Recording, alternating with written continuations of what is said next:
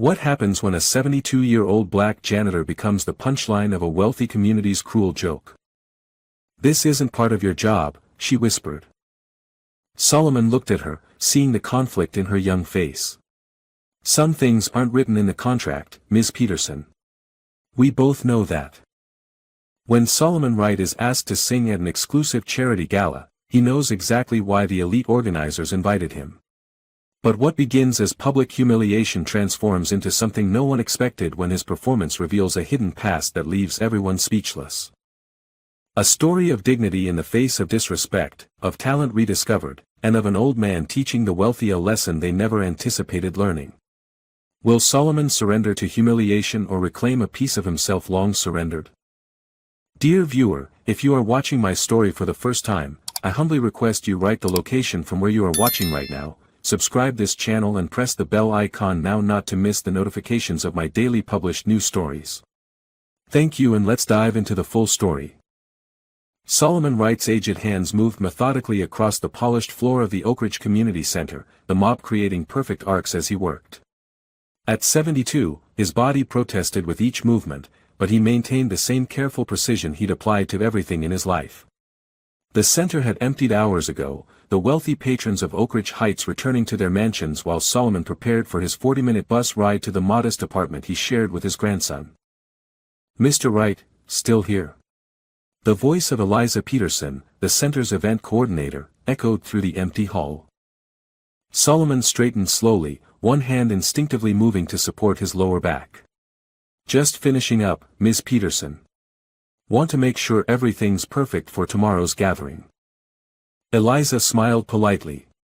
At 34, she was the youngest staff member but carried herself with the practiced politeness of someone who had learned to navigate the demands of Oak Ridge's elite.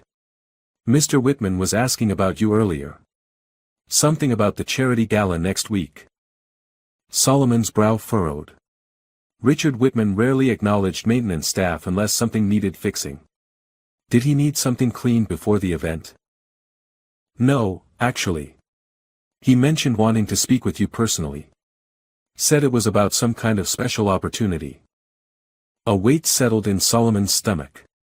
In his experience, opportunities from people like Richard Whitman rarely benefited people like him. Later that evening, Solomon sat at his small kitchen table, a bowl of soup growing cold as he stared at his phone. James, his 18-year-old grandson, watched him with concern. "You gonna call him back, Grandpa?" James asked, sliding into the chair opposite him. Solomon sighed. "Mr. Whitman doesn't call janitors unless there's a problem." "Maybe it's a promotion," James offered hopefully. "You've been working there 5 years now." Solomon smiled at his grandson's optimism. Since taking custody of James after his daughter's passing, Solomon had done everything to shield the boy from life's harsher realities. "At my age, promotions aren't usually in the cards, son." He dialed the number Eliza had given him, his arthritis-stiffened fingers moving deliberately across the screen. "Ah, Solomon." Richard's voice boomed through the speaker. "Glad you called. Listen, I have an extraordinary opportunity for you at next week's Spring Charity Gala." "Sir?" "We're looking for some unique entertainment, and Victoria Hayes mentioned your, singing. Said she heard you humming while working. We thought it might be interesting to have you perform a number." Solomon felt a chill run through him. He hadn't truly sung in decades, not since the accident. The occasional hum while working was hardly a performance. "Mr. Whitman, I appreciate the thought, but I'm not a performer."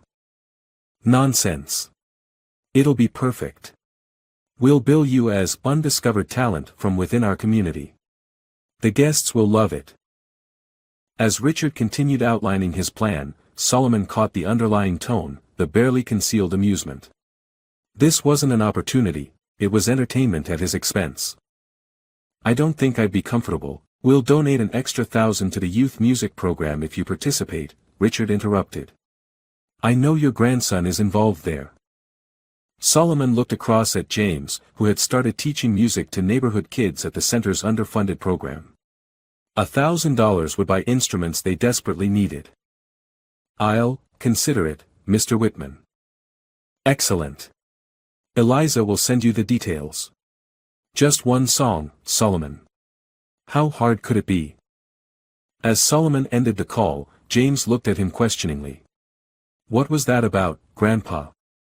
Solomon stared at his hands, weathered by years of labor. Nothing to worry about, son. Just an old man making some difficult choices. The planning committee for the spring charity gala gathered in Victoria Hayes' sunroom, where light streamed through floor-to-ceiling windows illuminating the six-figure furniture and priceless art. Victoria, elegant in her designer dress despite the early hour, gestured animatedly while describing her vision for the event.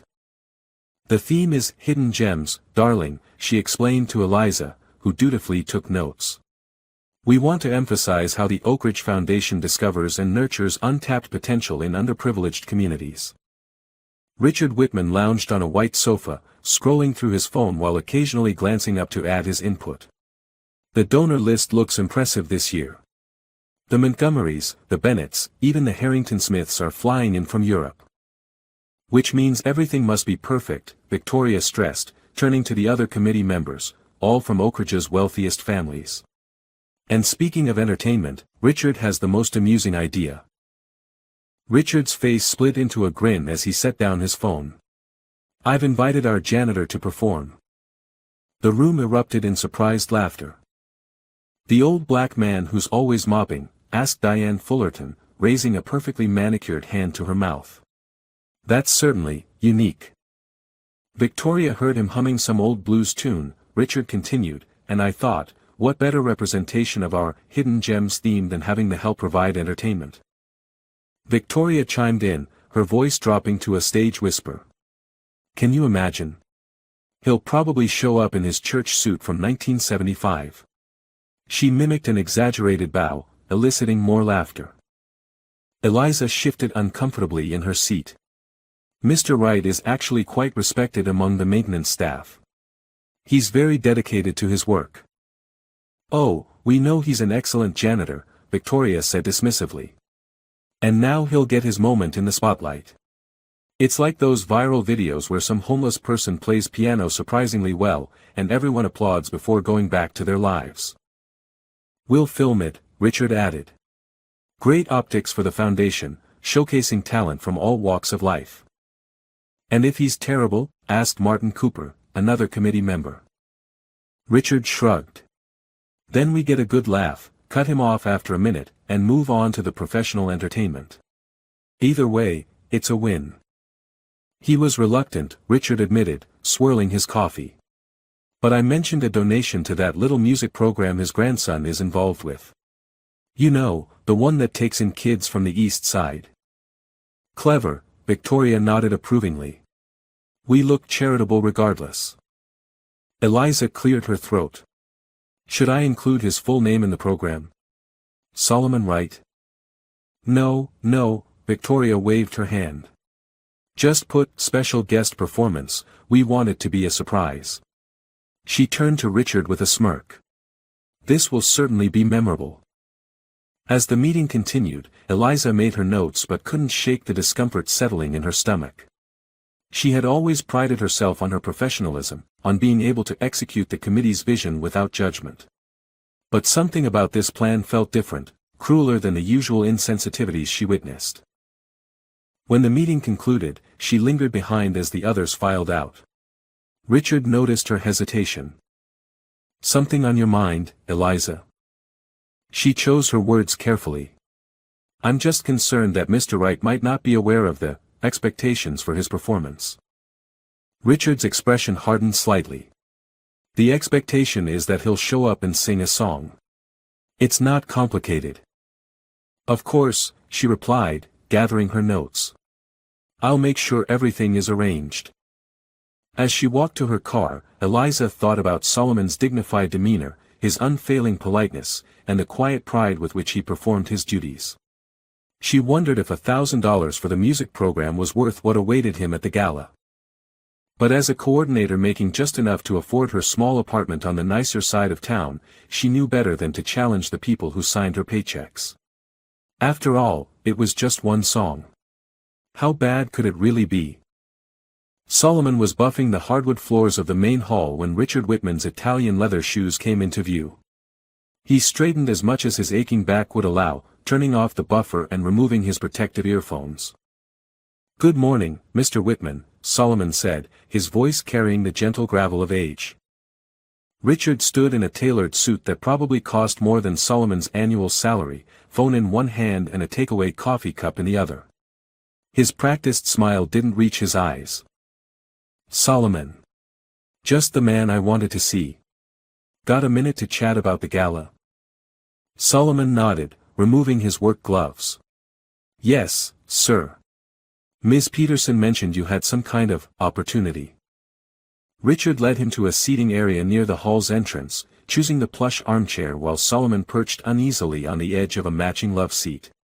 The contrast between them couldn't have been more pronounced, Richard in his designer suit, Solomon in his gray maintenance uniform with the Oak Ridge Community Center patch slightly faded from countless washes.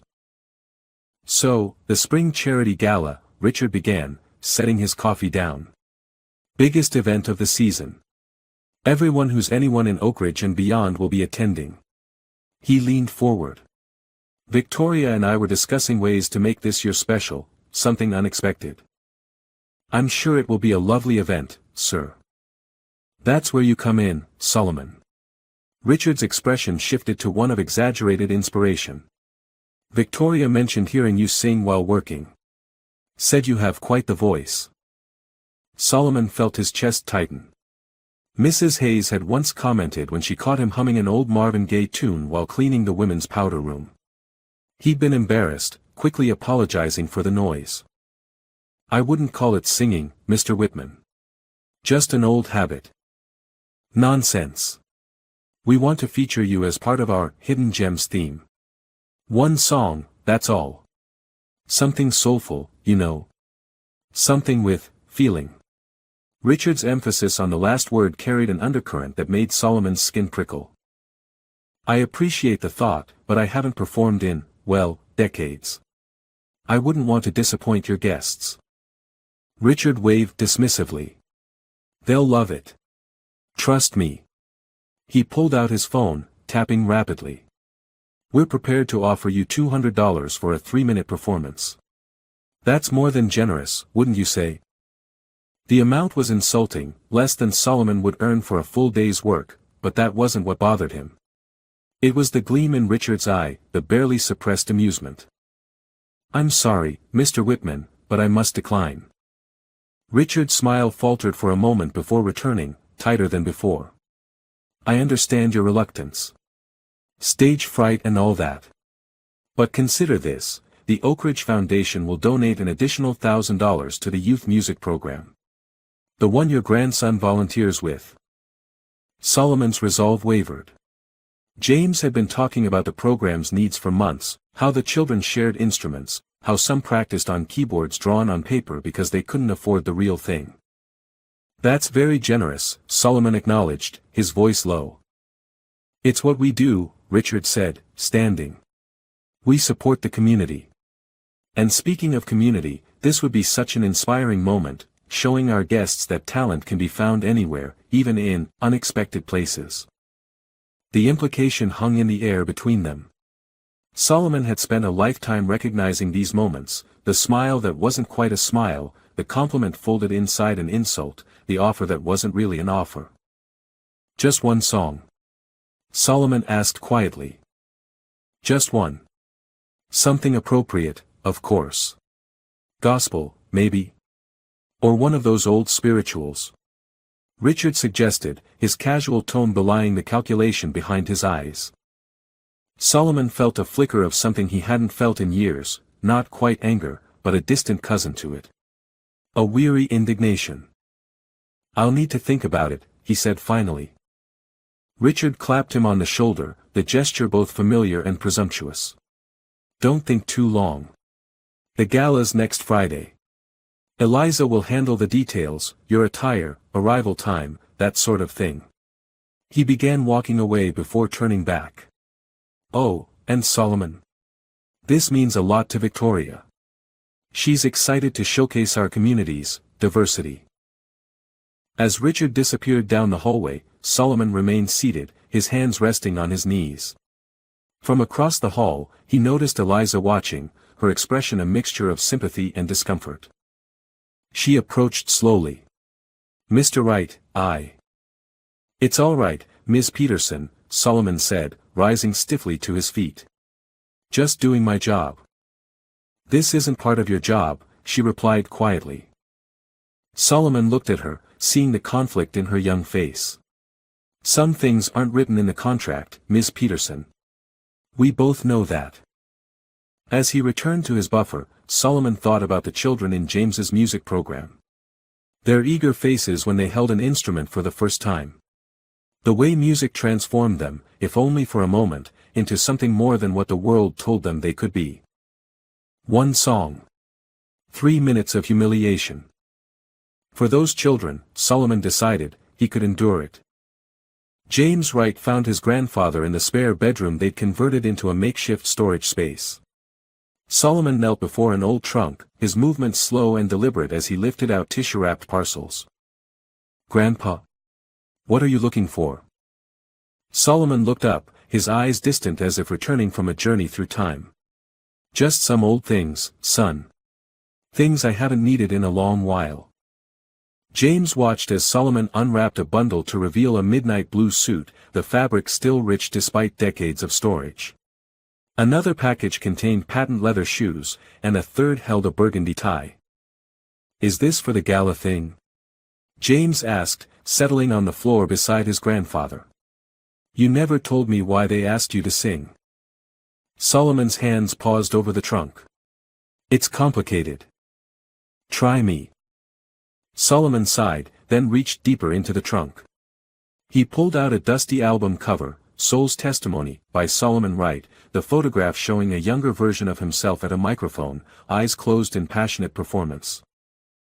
James's mouth fell open. "Is that you? You had a record?" "3, actually," Solomon answered with a small smile. "This was the most successful. Made it to number 27 on the R&B charts in 1973. "But, how? Why have you never?" James stammered, taking the record with reverent hands. "That was another life, son. Before your mother was born." Solomon pulled out newspaper clippings, concert programs, and photographs, evidence of a career James had never known existed. One headline read, "Rising star Solomon Wright captivates Chicago audience," accompanied by a picture of his grandfather on stage at a packed venue. "I was making a name for myself. Had a 5-piece band, toured the Midwest circuit. Met your grandmother at a show in Detroit." Solomon's smile faded. "Then came the accident." "What accident?" Solomon's hand moved unconsciously to his throat. "Tour bus collision. I was thrown forward, damaged my vocal cords. The doctors said I'd never sing professionally again." James moved closer, scanning the artifacts of his grandfather's former life with new eyes. "But you can still sing, right? I've heard you humming." "Not like before. The range is gone, the power. And there's pain if I try to sustain notes." Solomon carefully rewrapped the album. "After the accident, I had a choice, chase a diminished version of my dream or focus on being a husband and father to your mother. I chose family." "So you became a janitor instead of a singer?" Solomon's expression remained gentle despite the bluntness of the question. "I became what I needed to be. Worked maintenance at schools, factories, office buildings. Jobs that paid the bills and let me be home at night." James sat in stunned silence, trying to reconcile this new information with the grandfather he'd known all his life. "And now these rich people want you to sing for them? Do they know about your past?" "No," Solomon said, returning the memorabilia to the trunk. "And that's not why they're asking." "Then why?" Solomon considered how to explain the complexities of what was happening without burdening his grandson with the ugliness of it. "They're offering a donation to your music program if I participate." James's expression darkened with sudden understanding. "So they're using you for some kind of charity stunt?" "It's $1,000, James. Think of what that would mean for those kids." But, some humiliations are worth enduring for the right reasons, Solomon said firmly, rising to his feet with the suit in his arms. Now, help your old grandpa see if this still fits. Haven't worn it since your mother's wedding. As James helped Solomon try on the suit, adjusting the sleeves that now hung slightly too loose on his grandfather's frielier frame, he felt a complex mixture of pride and anger. Pride in discovering his grandfather's hidden past, anger at what seemed like exploitation. "Will you sing one of your old songs?" he asked finally.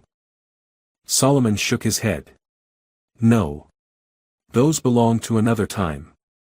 I'll choose something simple, something I can manage despite." He gestured vaguely at his throat. Later, after Solomon had gone to bed, James searched online for Solomon Wright Singer, and was surprised to find several results: digitized images of album covers, mentions in music history forums discussing underrated soul artists of the 1970s, even a grainy YouTube video of a performance captured from an old television program. He clicked play, watching in awe as his grandfather, young, powerful, radiant with confidence, commanded the stage with a voice that soared and swooped with emotional intensity. The comments below the video questioned whatever happened to such a promising talent. James looked toward his grandfather's bedroom, where Solomon had retired early, complaining of throat discomfort after merely trying a few notes. What would happen when these wealthy people realized they'd inadvertently invited a fallen star to perform? Would they recognize the ghost of greatness in whatever Solomon managed to deliver? Or would they only see what they expected to see, an old janitor out of his depth, providing momentary amusement for their charitable evening? 5 days before the gala, Solomon sat at the kitchen table with a mug of honey-laced tea, studying worn sheet music. His fingers tapped a gentle rhythm as he hummed softly, wincing when his voice caught on higher notes. James entered the kitchen and paused, watching his grandfather struggle. "Maybe you should pick an easier song." Solomon looked up, fatigue evident in the shadows beneath his eyes. "This one's important, son.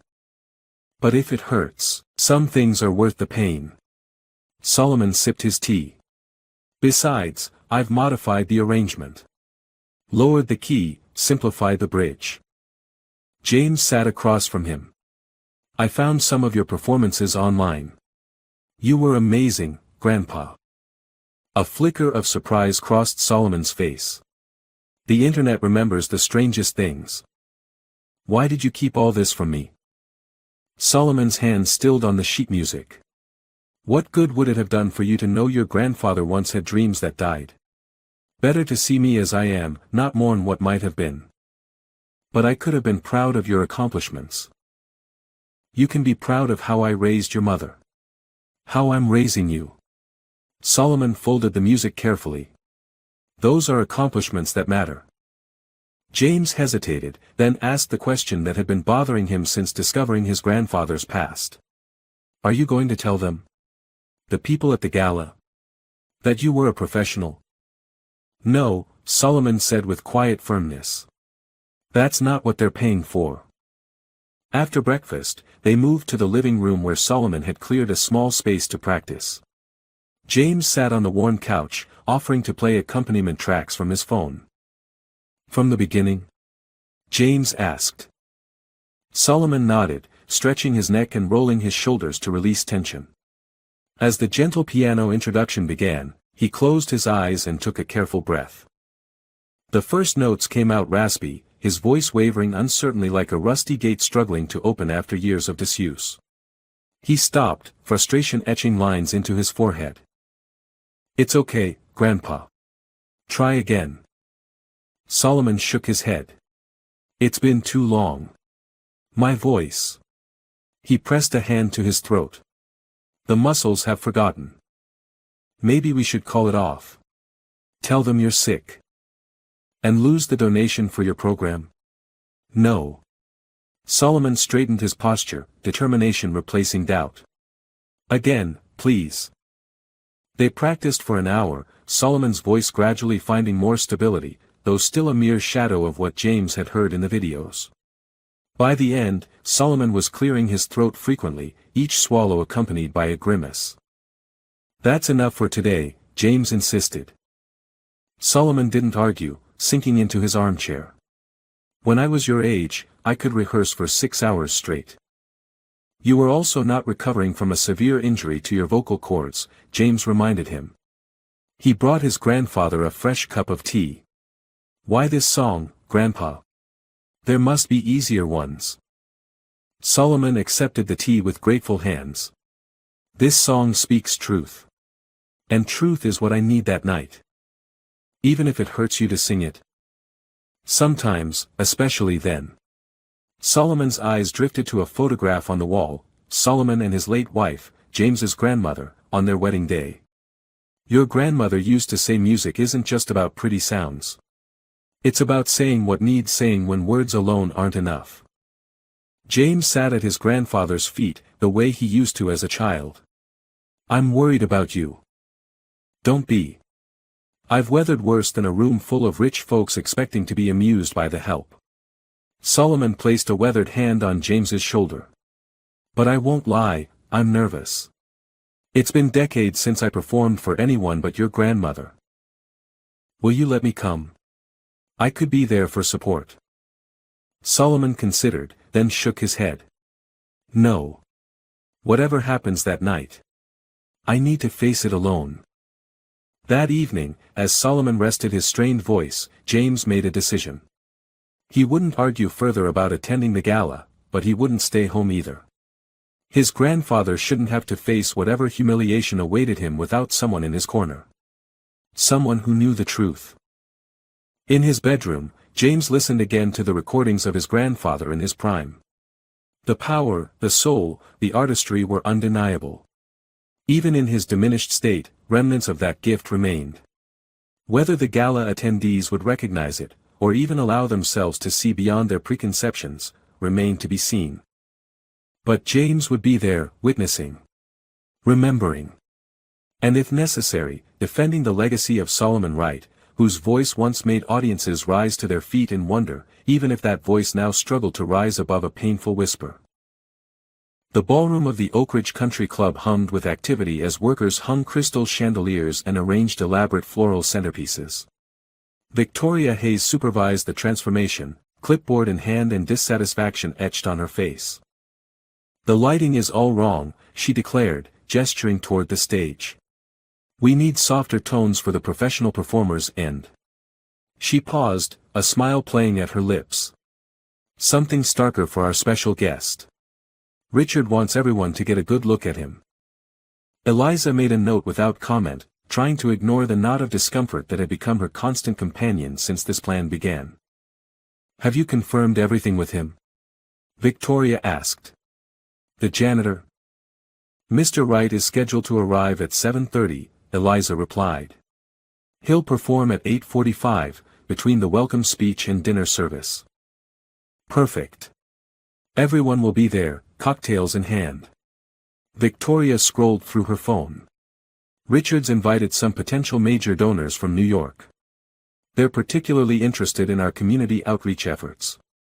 She laughed lightly. This should certainly give them something to talk about. Across the room, Richard supervised the technical setup, instructing the audiovisual team with exaggerated gestures. Make sure we can spotlight him quickly. And have a microphone cutoff switch ready, just in case our entertainment falls flat. Later, when most of the staff had departed, Richard and Victoria lingered by the bar, sampling wines for the event while reviewing final details. Do you think he'll actually show? Victoria asked, swirling her Cabernet. Richard grinned. For $1,000 to his grandson's little project? Absolutely. Solomon Wright is nothing if not dependable. I just hope he doesn't embarrass himself too badly, Victoria said, though her tone suggested the opposite. The poor man probably has no idea what he's walking into. That's the beauty of it, Richard replied. The genuine reaction will make for a perfect viral moment. Oak Ridge Foundation discovers hidden talent, if he's surprisingly decent, or a good laugh if he's terrible. Either way, we look generous for giving him the opportunity. Eliza, organizing seating charts nearby, kept her head down but couldn't avoid hearing their conversation.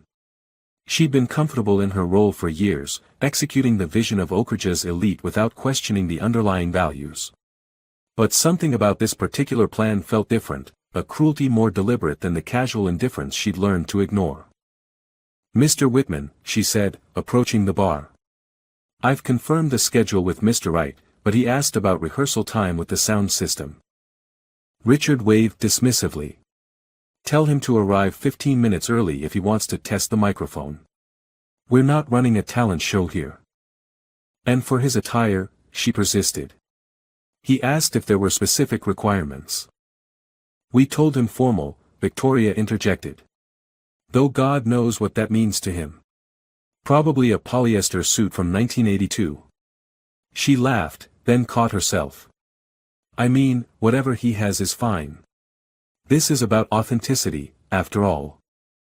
Eliza nodded and returned to her station, sending a brief text to Solomon with arrival instructions but deliberately omitting the comments about his attire. Small acts of resistance were all she could manage without jeopardizing her position. Across town, Solomon sat on the edge of his bed, staring at the suit hanging on his closet door. The blue fabric, though dated, had maintained its rich color through careful preservation. In the morning, he would have it pressed one final time before the evening's event. His phone buzzed with Eliza's message, confirming details he'd already memorized. No rehearsal time, no soundcheck. Just show up, sing, and disappear back into the background where people like him belonged. Solomon's throat ached from the day's practice, a burning sensation that reminded him of the doctor's warnings years ago. Pushing too hard could damage the healing that had occurred, limited as it was. Yet tomorrow would require everything he had, every bit of technique he could remember from a lifetime ago.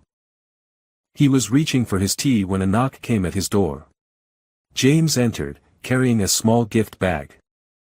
"What's this?" Solomon asked. "Just something I thought might help tomorrow." James handed him the bag. "I've been saving up." Inside, Solomon found a small bottle of high-quality throat spray and lozenges specifically designed for vocal performers. The kind of products a professional would use, expensive items that weren't part of their usual budget. "James, you shouldn't have spent your money on." "I wanted to," James interrupted. "And there's something else." From his pocket, James produced a worn guitar pick on a simple chain. "It was in one of your albums. Thought maybe it could be a good luck charm." Solomon turned the pick over in his hands, memories flooding back. "This was from Marcus Jones, my old guitarist. We performed together for 7 years." He looked up at his grandson, eyes suddenly damp. "Thank you, son." "I wish I could hear you when you were at your best," James said quietly. Solomon smiled. "My best wasn't on stage, James. It was reading bedtime stories to your mother. Singing lullabies to you as a baby. The spotlight shows one kind of talent, but life reveals another." James sat beside him on the bed. "I still think you should let me come tomorrow." Solomon shook his head. "I need to do this alone." "Why?" Solomon was quiet for a long moment, considering his answer. "Because some battles are personal. Because I need to remember who I am, not just who I was or who they think I am." Later that night, Solomon stood before his bathroom mirror, the guitar pick hanging around his neck. He hummed a few notes of the song he'd chosen, feeling the familiar pain but pushing through it. What awaited him tomorrow wasn't just a performance. It was a reckoning, with his past, with his limitations, and with a world that had always been too ready to define men like him by what they lacked rather than what they possessed. His voice might fail. His courage might waver. But as he finally turned off the light and sought the sleep that eluded him, Solomon knew one thing with certainty: whatever happened at that gala, he would face it with the dignity that had carried him through 72 years of being underestimated, overlooked, and unheard. Tomorrow, for 3 minutes at least, they would have no choice but to listen. Oakridge Country Club gleamed in the evening light, its white columns and expansive windows illuminated by strategically placed spotlights. A line of luxury vehicles snaked through the circular driveway, depositing elegantly dressed guests at the entrance where valets in crisp uniforms stood at attention. Solomon arrived by taxi, having splurged on the fare rather than navigating public transportation in his best suit. The driver pulled up behind a Bentley, looking uncertain about whether he belonged in the queue. "This is fine," Solomon said, passing the driver his fare plus a modest tip. "I can walk from here." As he emerged from the taxi, the difference between Solomon and the other arrivals was immediately apparent. While his midnight blue suit had once been of fine quality, its vintage cut and subtle signs of age marked him as an outsider. He straightened his burgundy tie, one of the few accessories he'd kept from his performing days, and began the walk toward the entrance. The laughter and conversation of arriving guests enveloped him like a foreign language. Women draped in designer gowns linked arms with men in immaculate tuxedos, their jewelry catching the light with each movement. Solomon kept his gaze forward, ignoring the curious glances and occasional whispers as he passed. At the entrance, a young attendant checked names against a list. When Solomon gave his, the man's professional smile faltered slightly. "Ah, Mr. Wright." "Yes, Ms. Peterson left special instructions." He gestured to another staff member. "Melissa will show you to the performer's preparation area." Solomon followed the young woman through a side entrance, bypassing the grand foyer where guests mingled with champagne flutes in hand. The preparation area turned out to be a small room typically used for storage, hastily cleared and furnished with a folding chair and small table. "Mr. Wright?" Eliza appeared in the doorway, clipboard in hand and anxiety evident in her expression. "Thank you for coming. Can I get you anything? Water?" "I'm fine, thank you," Solomon replied, though his throat felt painfully dry. The nervousness he'd managed to control thus far suddenly intensified in the reality of the moment. Eliza hesitated. "Mr. Wright, I feel I should explain something about tonight." "No need, Ms. Peterson," Solomon interrupted gently. "I understand what's expected. But, you have other duties to attend to, I'm sure," he said, settling into the folding chair. "I'll be ready when it's time." After she left, Solomon removed the throat spray James had given him and applied it carefully. The soothing sensation provided momentary relief, but anxiety continued to build in his chest. In the distance, he could hear the murmur of the gathering crowd, the occasional burst of laughter, the clink of glasses. These were not the pre-show jitters he'd known in his youth, the electric anticipation before stepping on stage to an audience eager to be moved by his music. This was something heavier, more complicated, the weight of knowing he was there not as an artist but as a curiosity. A knock at the door interrupted his thoughts. A young black man carrying a guitar case peered in, his expression shifting from professional politeness to surprise. "Sorry, I think I have the wrong room. I'm looking for the musicians area." "Down the hall, I believe," Solomon replied. "You're performing tonight?" "Yeah, I'm with the jazz quartet playing during dinner." The young man hesitated. "Are you performing too?" "I don't think we've met." "I'm Marcus Jones." Solomon froze at the name, identical to his former guitarist. "Solomon Wright," he managed, extending his hand. Marcus shook it, then glanced at the room's sparse furnishings with a frown. "They've got you back here. The main prep room has food, drinks, comfortable seating." Solomon shrugged. "This is fine for me. I'm only doing one number." "What do you play?" "I don't. I sing." The words felt strange in his mouth, an identity he'd long abandoned now temporarily reclaimed. Marcus's eyes lit with interest. "Really? What's your style?" Before Solomon could answer, Eliza reappeared. "Mr. Wright, we're running slightly ahead of schedule. Mr. Whitman will be introducing you in about 15 minutes. Marcus looked between them, confusion evident. "Wait, you're the special guest Mr. Whitman mentioned at soundcheck. The one he said would surprise everyone?" Something in the young man's tone told Solomon that he'd overheard more than the neutral description. Solomon met his gaze steadily. "That would be me." Marcus shifted his guitar case, hesitation and something like indignation crossing his features. "Mind if I hear a bit of what you're singing?" Professional curiosity. Solomon considered refusing, but something about the genuine interest in the young musician's eyes moved him. "Just a phrase or two. My voice isn't what it used to be." He cleared his throat and sang the opening line of his chosen song, the words emerging more smoothly than in practice but still carrying the rasp of age and injury. Even in this small sample, the emotional weight he brought to the lyrics was unmistakable. Marcus's eyes widened slightly. That's Solomon Burke's "Don't Give Up on Me," isn't it? But you've changed the arrangement. Solomon nodded, surprised by the young man's recognition of the relatively obscure soul classic. Man, that's one of my favorites. Never heard it interpreted quite like that. Marcus glanced at his watch.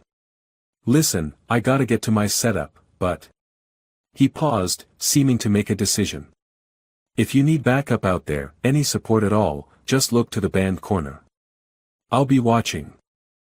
After Marcus left, Solomon sat alone again, the guitar pick hanging around his neck suddenly feeling warmer against his skin. The simple act of recognition, of being seen as a fellow musician rather than an oddity, had steadied him somewhat. Outside, the voices grew louder as more guests arrived. Solomon could hear Richard Whitman's distinctive laugh, followed by Victoria Hayes's practiced socialite tones. Soon they would be introducing him, the janitor who dared to step out of his place, the amusing interlude in their evening of self-congratulation.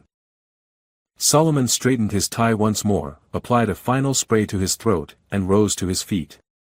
Whatever awaited him beyond that door, ridicule, pity, or perhaps the faintest chance of genuine appreciation, he would meet it with the dignity that had sustained him through a lifetime of both triumph and disappointment.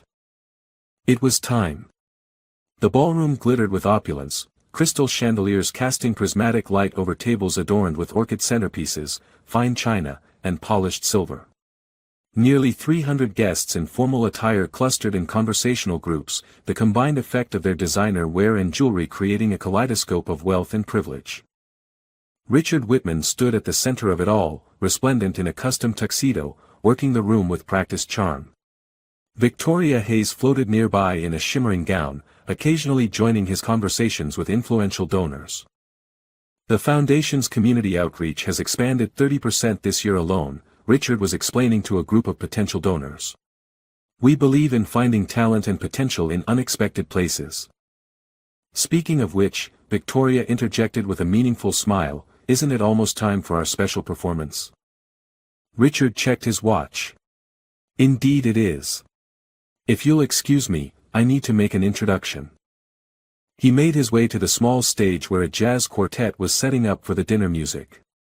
Marcus, adjusting his guitar, watched Richard's approach with an unreadable expression. You'll need to delay your setup for about 10 minutes, Richard instructed. We have a brief performance first. Marcus nodded silently, catching the eye of Eliza who stood at the side of the stage. She gave a small shrug of apology before disappearing to retrieve Solomon. Richard tapped a spoon against his champagne glass, the crystalline sound gradually silencing the room. He stepped onto the stage, his charismatic smile spreading as he surveyed the crowd. Distinguished guests, friends of the Oak Ridge Foundation, thank you for joining us for our annual Spring Charity Gala. Before we enjoy our exquisite dinner, I want to share something special with you. He paused for effect, scanning the faces turned expectantly toward him. As you know, our theme this year is Hidden Gems, celebrating the undiscovered talent in our community. Tonight, we have a unique demonstration of this principle. Victoria moved closer to the stage, her expression barely containing her anticipation.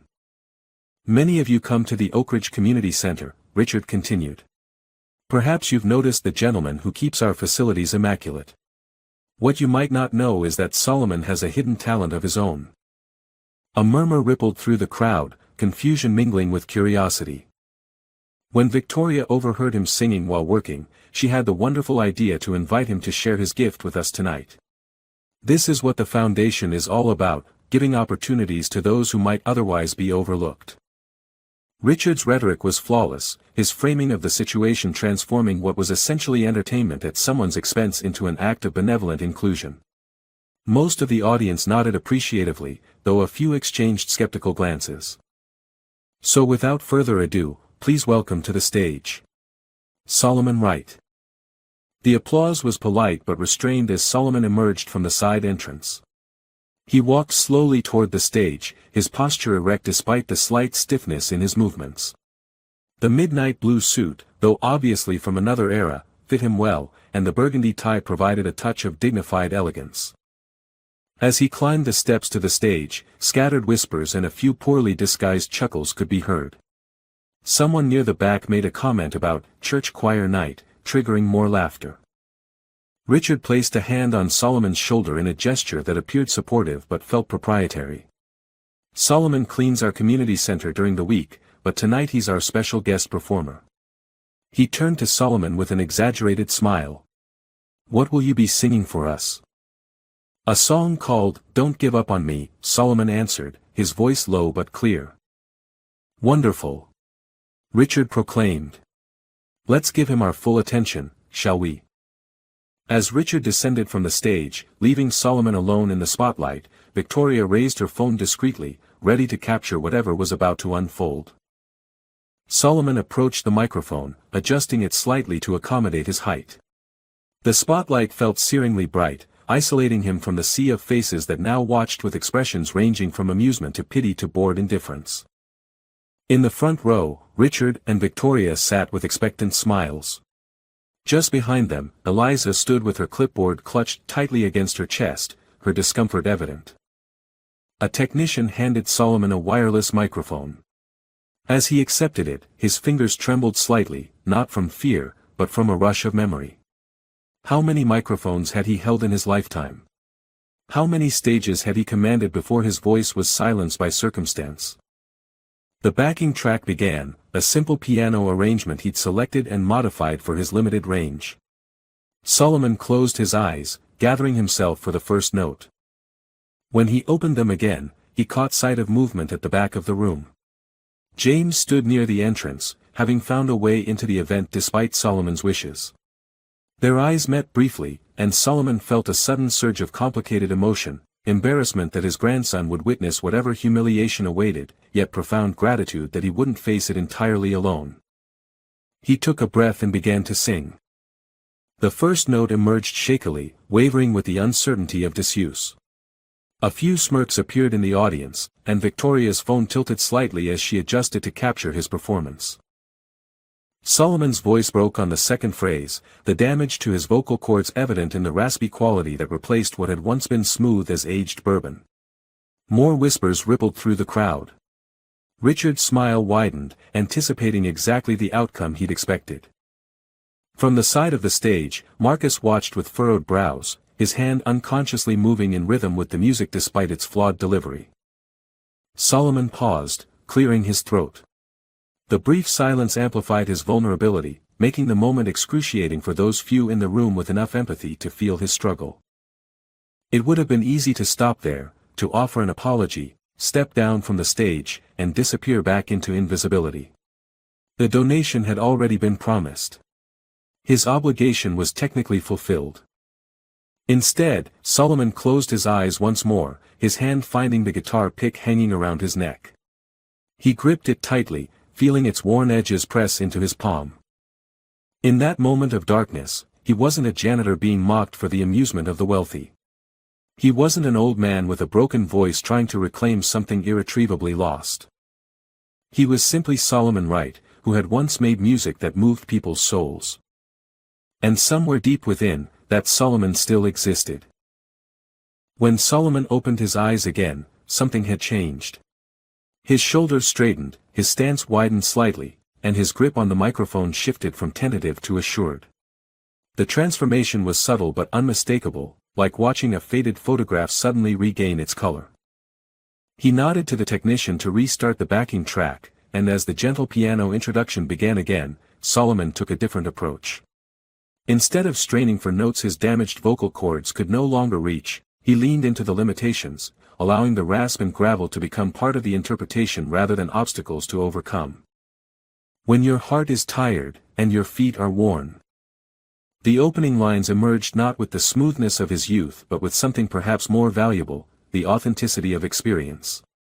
The weathered quality of his voice now conveyed decades of living through the very struggles the lyrics described. A few guests who had been smirking behind their champagne glasses gradually lowered their drinks. Victoria's phone, raised to capture an anticipated failure, remained filming, but her expression shifted from amusement to confusion. Solomon didn't attempt vocal acrobatics or showmanship. He simply inhabited the song, each phrase carrying the weight of a man who understood its meaning bone deep. When he sang about perseverance in the face of judgment, the irony of the moment seemed to hover in the air above the audience, though most remained oblivious to it. "Don't give up on me. I won't give up on you." As he reached the chorus, Solomon's voice found unexpected strength, not in volume or range but in emotional resonance. The crack in his delivery when he hit certain notes now seemed less like weakness and more like vulnerability deliberately exposed, the sound of genuine feeling breaking through polished performance. Near the back of the room, James watched with clenched fists and damp eyes, witnessing the transformation of his grandfather from reluctant participant to commanding presence. It wasn't the technical brilliance of the recordings he discovered, but something different, something perhaps even more profound. Richard Whitman's self-satisfied smile began to falter as he noticed heads turning throughout the ballroom. Conversations that had continued during the beginning of the performance gradually died out as more guests gave their full attention to the stage. Even the wait staff, instructed to begin serving the first course, paused in their duties, trays balanced as they listened. Victoria leaned toward Richard, whispering urgently, "Did you know he could actually sing?" Richard didn't answer, his expression now a mixture of surprise and growing unease as his anticipated moment of subtle humiliation transformed into something entirely different. From his position near the stage, Marcus watched with professional appreciation, unconsciously nodding in time with the music. When Solomon reached a particularly challenging phrase and navigated it with creative phrasing that compensated for his limitations, the young guitarist smiled in recognition of a fellow artist's ingenuity. Solomon himself had entered a space between past and present, not quite the performer he had been, but no longer merely the janitor they had expected. With each line, he reclaimed a piece of his identity that had been dormantly waiting for this unlikely resurrection. The middle of the song brought a bridge with more demanding vocal requirements. Rather than backing away from the challenge, Solomon approached it differently, speaking some of the lyrics in a rhythmic cadence that carried the emotional impact without requiring the range he no longer possessed. This improvised solution, born of necessity, added an intimate, almost confessional quality that made several audience members lean forward in their seats. Eliza, watching from the side, felt her earlier discomfort transform into something approaching wonder. The man she had seen mopping floors and emptying trash for years now commanded the attention of Oak Ridge's elite without artifice or spectacle, simply through the honest communication of music. As the song built toward its final chorus, Solomon found himself gripping the guitar pick more tightly, drawing strength from this talisman of his former life. His voice, though imperfect, found a power that had nothing to do with volume or technical prowess and everything to do with lived truth. When he sang of resilience, of refusing to surrender to disappointment, the words resonated with an authenticity that perfect technique alone could never achieve. The final notes of the song approached, and Solomon made a decision. Instead of ending with the recorded arrangement, he signaled to the technician to fade the backing track. The piano diminished, leaving Solomon's voice exposed and unaccompanied for the final lines. In this nakedly vulnerable moment, the rasp in his voice became not a liability but the very instrument of his expression, the sonic embodiment of a life that had continued with dignity despite circumstances that might have broken a lesser man. "Don't give up on me." The last note hung in the air, imperfect yet utterly human, before dissolving into silence. For one terrible moment, no sound came from the audience. Solomon stood in the spotlight, breathing heavily from the exertion, unsure whether he had failed or succeeded by measures he could no longer define. Then, from the back of the room, a single person began to applaud. Solomon looked up to see James, standing tall, his hands coming together with deliberate force. The sound seemed to break a spell, and gradually, others joined, first Marcus and the musicians, then Eliza, then scattered guests throughout the ballroom. The applause built steadily, not the polite acknowledgement Solomon had hoped for at best, but something approaching genuine appreciation. A few guests rose to their feet, then more, until nearly half the room was standing. Solomon stood motionless, overwhelmed by the response he had never anticipated. His eyes found James, whose face shone with unconcealed pride. Then he glanced at Richard and Victoria, who applauded automatically while exchanging bewildered glances, their carefully choreographed moment of subtle mockery having transformed into something entirely beyond their control. As Solomon finally nodded in humble acknowledgement and prepared to leave the stage, a voice called out from among the tables. An elderly woman had risen to her feet, her silver hair elegantly coiffed, her face alight with sudden recognition. "Wait," she called, her voice cutting through the applause. "Aren't you Solomon Wright? Solomon Wright, who recorded with Atlantic in the 70s? The room fell silent once more as all eyes turned from the woman back to Solomon, questions forming on faces throughout the ballroom. The past Solomon had kept carefully buried had suddenly broken through to the surface, changing everything. The silence that followed the woman's question felt electric, charged with the collective surprise of 300 people simultaneously recalibrating their understanding of what they had just witnessed. Solomon stood frozen, microphone still in hand, the spotlight suddenly feeling more exposing than before. After decades of anonymity, his past identity had found him on the very stage where he'd been brought to be an object of subtle ridicule. "You are Solomon Wright, aren't you?" the woman persisted, moving toward the stage. "I saw you perform in Chicago in 1974. I still have your albums." Solomon cleared his throat, conscious of every eye in the room. "Yes, ma'am. That was a lifetime ago." A murmur rippled through the audience, phones appearing in hands as guests began searching the name. Richard Whitman remained seated, his expression shifting from confusion to calculation as he processed this unexpected development. The silver-haired woman, Sarah Livingston, a significant donor to the Oak Ridge Foundation, turned to address the room. "For those of you too young to remember, Solomon Wright was one of the most promising soul singers of the early 70s. Critics compared him to Otis Redding, Sam Cooke." From the side of the stage, Marcus stepped forward, unable to contain himself. "Wait, you're that Solomon Wright? Soul's Testimony? Midnight Hours? Those albums are collector's items now." More phones appeared as guests searched his name, examining images that confirmed the janitor they barely noticed was indeed the artist being discussed. Album covers and old performance photos circulated from screen to screen, the younger Solomon's commanding presence undeniable despite the decades that separated him from the man now standing before them. Victoria Hayes rose from her seat, professional instincts kicking in as she attempted to regain control of the situation. "What a wonderful surprise. It seems our special guest has been hiding quite a remarkable past from us all." Her voice carried the practiced warmth of someone trying to incorporate an unexpected development into a predetermined narrative. This is exactly the kind of hidden talent the Oak Ridge Foundation seeks to recognize. Solomon watched the rapid transformation occurring before him, how quickly they pivoted from seeing him as an object of amusement to a discovery they could claim credit for. The irony might have been amusing if it weren't so pointed. Sarah Livingston wasn't finished. "What happened to you? You were heading for stardom, and then, nothing. You disappeared." Solomon touched his throat unconsciously. "Tour bus accident in 76. Damaged my vocal cords. Doctors said I'd never perform professionally again." The simple statement, delivered without self-pity, brought a hush over the room.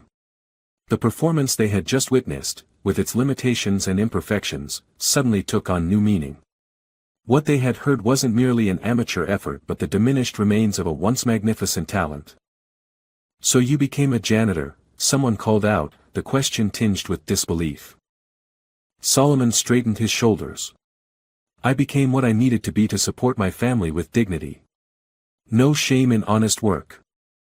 From the back of the room, James had made his way closer to the stage, pride evident in his stance. Their eyes met briefly, an entire conversation passing between them without words. Richard Whitman, ever the opportunist, stepped onto the stage beside Solomon, placing a hand on his shoulder in a gesture of familiarity that hadn't been earned. "What an extraordinary revelation. Solomon has been with the community center for years, quietly serving while keeping this remarkable past to himself. Such humility." The attempt to reframe the narrative was transparent to some but effective for most. Richard continued, his voice carrying the practiced sincerity of a professional fundraiser. This is exactly why the Oak Ridge Foundation's work is so vital, recognizing the extraordinary potential and history in those our society too often overlooks. Solomon allowed the hand to remain on his shoulder, his expression neutral. He had expected many outcomes from this evening, but not this strange inversion where his exploitation was being repackaged as celebration. Marcus approached the stage with his phone, showing Solomon a digital image of his first album cover. "Mr. Wright, would you consider sitting in with the band during dinner? There's a Solomon Wright song we'd love to play with you." Before Solomon could respond, Richard interjected, "What a marvelous idea. Our very own rediscovered legend, performing with today's talented musicians. The perfect embodiment of our mission to bridge communities through art." The audience applauded enthusiastically, the wealthy patrons now eager to claim proximity to what suddenly felt like a culturally significant moment. Victoria was already on her phone, undoubtedly contacting local media about the unexpected turn their charity gala had taken. Solomon looked out at the sea of faces, seeing the transformation in how they regarded him. The same people who had snickered at his arrival now leaned forward with interest, their expressions shifting from dismissive to engaged. The woman who had recognized him beamed with the satisfaction of having identified a cultural artifact others had missed. He thought about declining the invitation to perform again, about simply stepping down from the stage and returning to the invisibility that had become his comfort zone. His throat already ached from the exertion of the one song, and he had fulfilled the obligation that had brought him here. But then his eyes found James again, and beside him stood a group of teenagers, students from the community music program, who must have accompanied his grandson to witness their benefactor's performance. Their faces shone with a different kind of appreciation, untainted by the complex social dynamics playing out among the wealthy donors. For them, Solomon realized, this moment mattered in a way that had nothing to do with charity galas or social posturing. It represented something more fundamental, the revelation that art could survive hardship, that dignity could withstand humiliation, that value existed independent of others' recognition. Solomon turned to Marcus. "One more song. Something simple that won't strain my voice too much." As the jazz quartet quickly huddled to select an appropriate number from Solomon's catalog, Solomon stepped away from Richard's proprietary hand. He moved to the center of the stage, reclaiming the space as his own, however temporarily. The person they had invited to this stage was Solomon Wright the janitor, brought to be an entertaining curiosity. The person now standing before them was Solomon Wright the artist, whose relationship with music had been wounded but never completely severed. Neither version was more authentic than the other, they were merely different facets of a man who had lived a complex life, navigating disappointment without surrendering to bitterness, accepting limitation without abandoning dignity. As the band began the gentle introduction to "Quiet Hours," one of his more restrained compositions, Solomon closed his eyes once more. The spotlight still felt too bright, the audience's attention still tinged with complicated social dynamics beyond his control. But when he began to sing again, allowing his imperfect voice to find its remaining beauty, none of that mattered. For 3 minutes more, he would reclaim not the career that had been taken from him, but the simple joy of making music that connected one human experience to another. That, after all, had been the point from the beginning.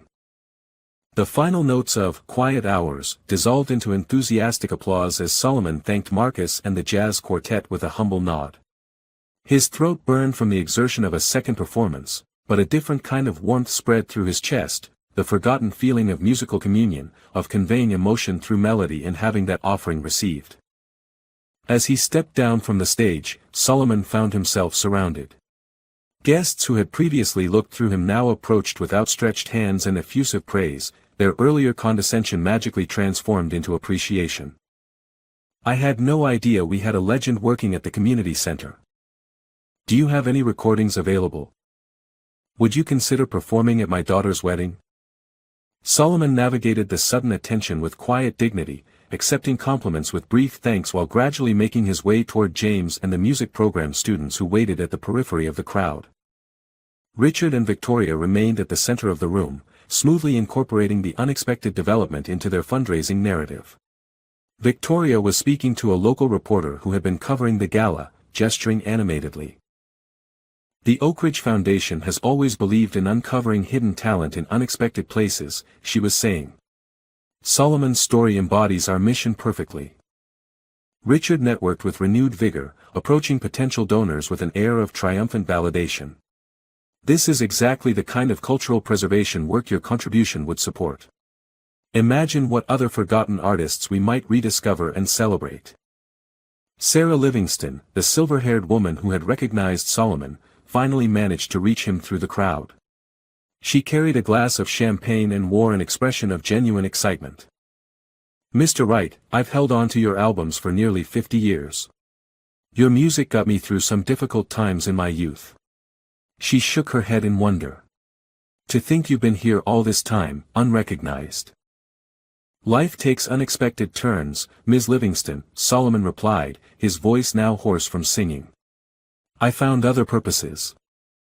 "But surely you miss performing? The recognition?" Solomon considered the question, aware of James listening nearby. "What I miss is the music itself, the creation of it, the sharing of it. Fame was never the point." Before Sarah could respond, Eliza appeared at Solomon's side with a glass of water. "Mr. Wright, you should rest your voice. And there's a comfortable room prepared where you can sit for a while." He accepted the water gratefully. "Thank you, Ms. Peterson." As Eliza guided him away from the crowd, Solomon caught snippets of conversations, discussions of his past career, speculation about his rediscovery, debates about whether his current voice retained enough quality for recordings or further performances. The comfortable room turned out to be the proper performer's lounge, not the storage area where he'd waited earlier. The irony wasn't lost on Solomon as he sank into a plush sofa, his aged body protesting the evening's unexpected exertions. James and 3 of his music program students joined him, their youthful energy a stark contrast to Solomon's fatigue. "Grandpa, you were amazing!" James exclaimed, the formal setting momentarily forgotten in his enthusiasm. "When you started singing that second song with the band, I had no idea you could still do that." "Neither did I," Solomon admitted, sipping the water. "It's been a very long time." One of the students, a girl of about 16 with braided hair and serious eyes, spoke up. "Mr. Wright, I looked up your music during the performance. There are people online who collect your records, who say you were ahead of your time." Solomon smiled gently. "That's kind of them to say." "Why didn't you ever tell anyone?" she persisted. "About your past? What purpose would it have served?" Solomon replied. "The man I was then isn't more important or valuable than the man I became." Before the conversation could continue, the door opened to admit Marcus, still carrying his guitar. "Mr. Wright, I just wanted to say what an honor it was to play with you. Your phrasing, your timing, even with the limitations, your musicianship is incredible." Solomon acknowledged the compliment with a nod. "You're quite talented yourself, young man. Reminds me of my old guitarist, same name as yours, coincidentally." "That's actually why I got into music," Marcus admitted. "My father named me after him. Marcus Jones was my uncle, my father's brother." Solomon's eyes widened. "You're little David's son. David Jones was your father?" Marcus nodded, grinning. "He played bass on your second album, filled in when your regular bassist got sick. Always said those sessions were among his favorites." The connection brought a lump to Solomon's throat that had nothing to do with his vocal strain. The musical world he'd left behind decades ago had continued, evolved, produced new generations, and somehow, through cosmic coincidence or divine orchestration, had led his path to cross with the nephew of his former bandmate. Their conversation was interrupted by Richard Whitman's entrance. He swept in with the confidence of someone accustomed to owning every room he entered, followed by Victoria and 2 people with press badges. "Solomon. The man of the hour," Richard proclaimed. "These folks would love a quick interview about your rediscovery and the Oak Ridge Foundation's role in bringing your talent back to light." The presumption was breathtaking in its audacity, the same man who had orchestrated Solomon's humiliation now positioning himself as the architect of his celebration. Solomon regarded him steadily. "I appreciate the interest, Mr. Whitman, but I'm afraid my voice needs rest. Perhaps another time." Richard's smile tightened almost imperceptibly. Of course, of course. We'll schedule something proper. This is just the beginning of a wonderful new chapter, I'm sure. After they reluctantly departed, James looked at his grandfather with newfound understanding. They invited you here to make fun of you, didn't they? They thought you'd embarrass yourself. Solomon didn't immediately answer, considering how to respond without filling his grandson's heart with unnecessary bitterness. They invited me with certain expectations, he said finally. Life presented them with something different. Marcus shook his head in disgust. Man, that's messed up. Using you as entertainment at their fancy party. Perhaps, Solomon acknowledged. But sometimes humiliation becomes an unexpected door. I hadn't sung in public for over 40 years. Whatever their intentions, they gave me back something precious, if only for one night. The evening continued outside the performers' lounge, dinner being served, speeches delivered, donations pledged.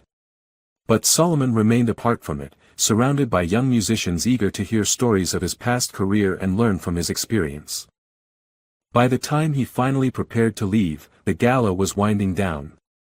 As he walked through the ballroom toward the exit, he passed Victoria speaking earnestly to a small group of guests. Thinking of establishing a senior artists mentorship program, she was saying. Solomon's situation has opened our eyes to a whole population of former creatives who could share their gifts with the next generation. Solomon continued walking, neither slowing to acknowledge her words nor hurrying to escape them. The evening had unfolded in ways no one had anticipated, leaving all participants, including himself, struggling to incorporate its lessons into their existing worldviews. For Richard and Victoria, Solomon suspected, he would always remain a fortuitous discovery, a fortunate accident that enhanced their philanthropic narrative.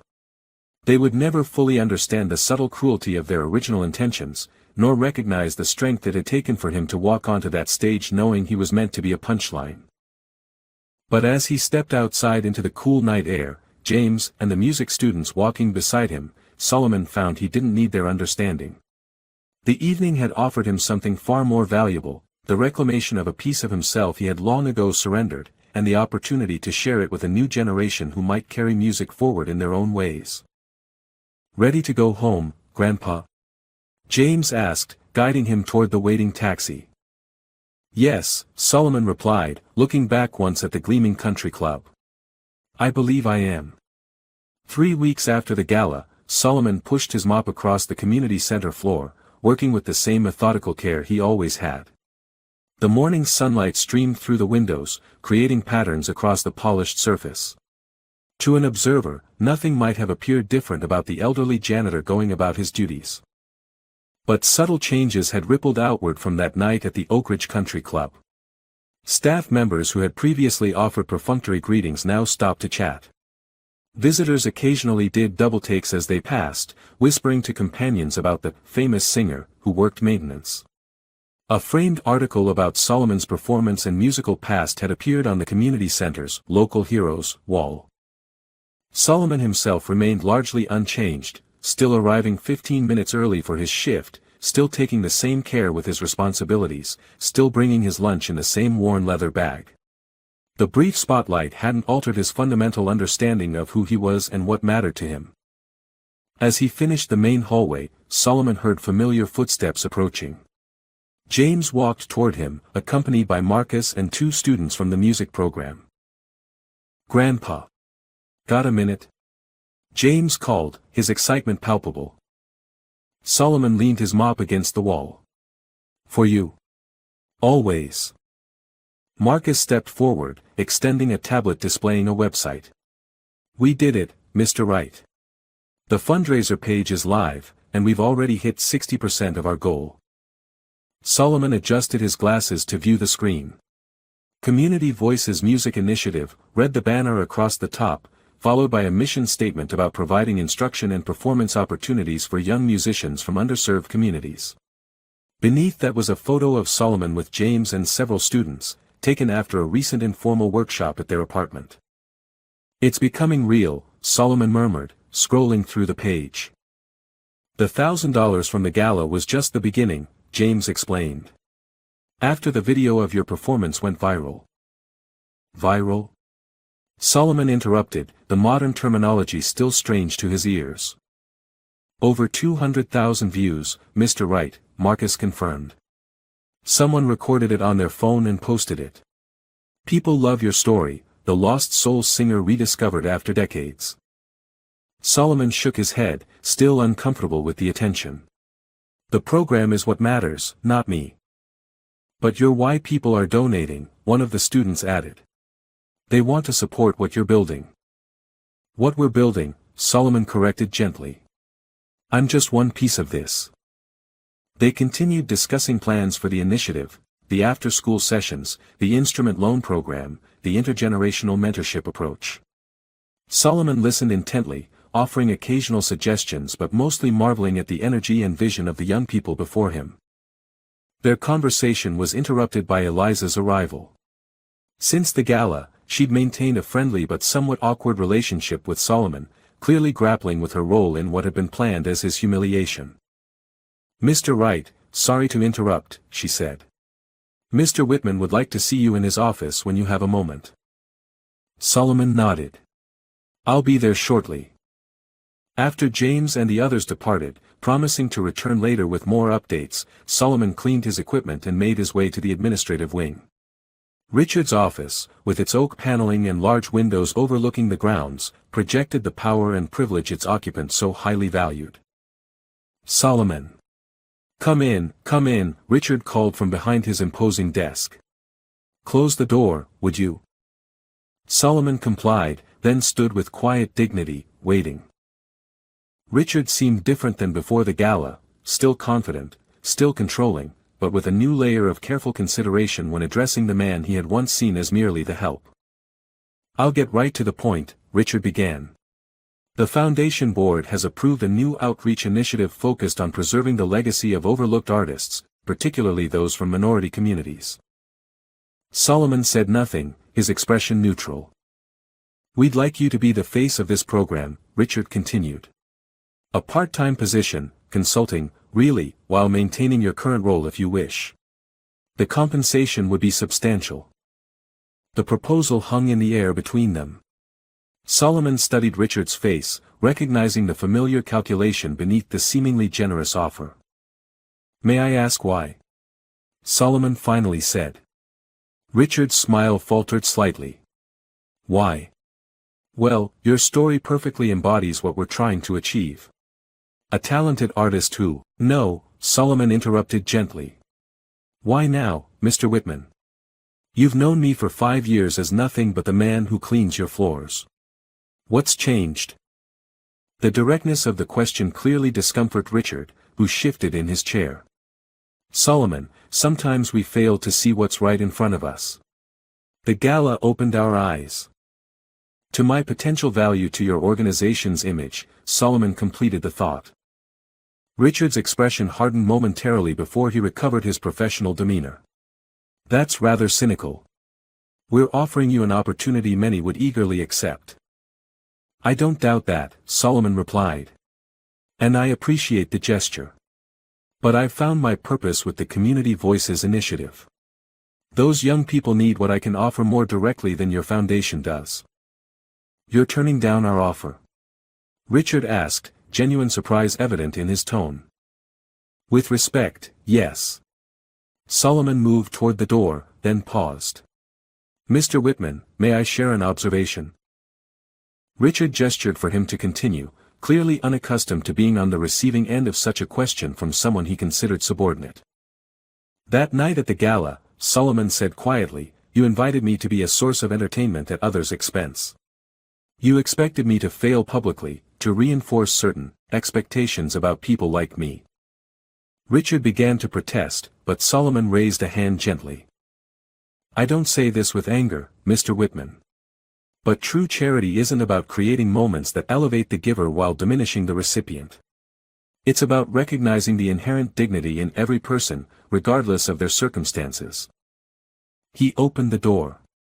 Your foundation does important work. Perhaps this new initiative will too.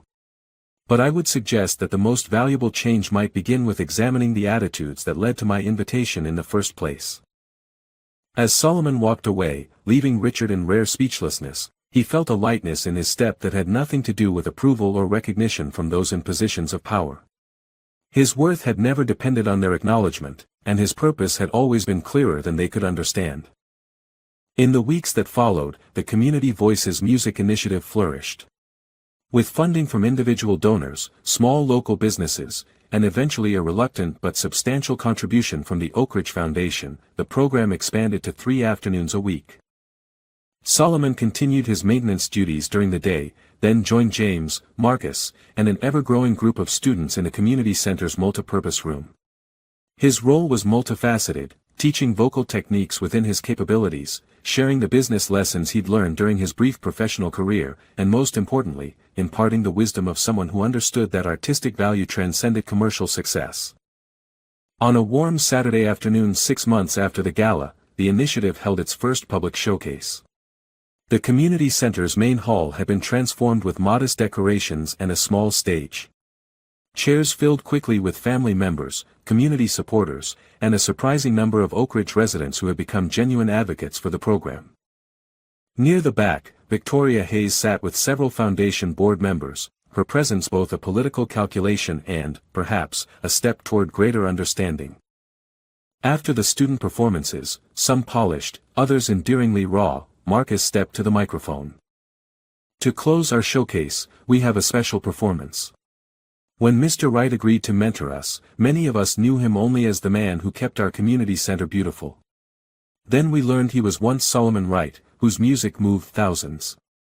But we've discovered he's something even more important, someone who believes in the power of music to build bridges and create community. The lights dimmed, and Solomon walked onto the stage, joined by James on keyboard and Marcus on guitar.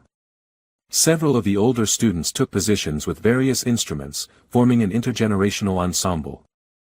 Without introduction, they began playing a song none of the audience had heard before, a new composition Solomon had written specifically for the occasion. Though his voice remained limited by his old injury, it carried a warmth and authenticity that filled the room. The lyrics spoke of second chances, of finding purpose in unexpected places, of the threads that connect past and future generations. When the students joined in for the chorus, their voices supporting and enhancing Solomon's, the effect was powerful in its simplicity and sincerity. As the final notes faded, the audience rose in a standing ovation that contained none of the uncomfortable social dynamics of the gala applause. This appreciation came not from surprise or novelty, but from genuine connection to the music and its message. Solomon stood at the center of the stage, one arm around James and the other extended toward the student musicians. In their faces, black, white, Latino, Asian, he saw the future of music in all its diverse promise. In their eyes, he recognized the spark that had once driven his own artistic journey. His path had taken unexpected turns, bringing both disappointment and fulfillment in measures he could never have predicted. The recognition he briefly tasted in his youth had ultimately proven less meaningful than the impact he now made in this modest community space. As he looked out at the audience, at the proud parents, the supportive neighbors, the foundation members who were slowly learning to see beyond their preconceptions, Solomon felt something heal that had been broken long before his vocal cords were damaged. His voice might never again soar to the heights it once had. His name might remain a footnote in soul music history rather than the chapter it might have been. But in this moment, surrounded by young artists whose lives he was helping to shape, Solomon Wright was exactly where he was meant to be, singing exactly the song he was meant to sing. And everyone in that room, regardless of their background or expectations, was truly listening. Dear friend, this story reminds us that dignity isn't determined by wealth, status, or others' perceptions. Every person deserves respect, regardless of their job or background. Too often, we judge people by superficial measures, missing the depth of experience, talent, and wisdom they carry. Solomon's journey isn't just fiction, it reflects the reality of countless individuals whose contributions go unrecognized because of prejudice and classism. When we reduce people to stereotypes or treat them as entertainment rather than equals, we diminish not just them, but ourselves. If this story touched your heart, like this video and subscribe to our channel for more content that challenges perceptions and celebrates the complexity of human dignity. Remember, behind every person is a story waiting to be heard, if only we have the wisdom to truly listen.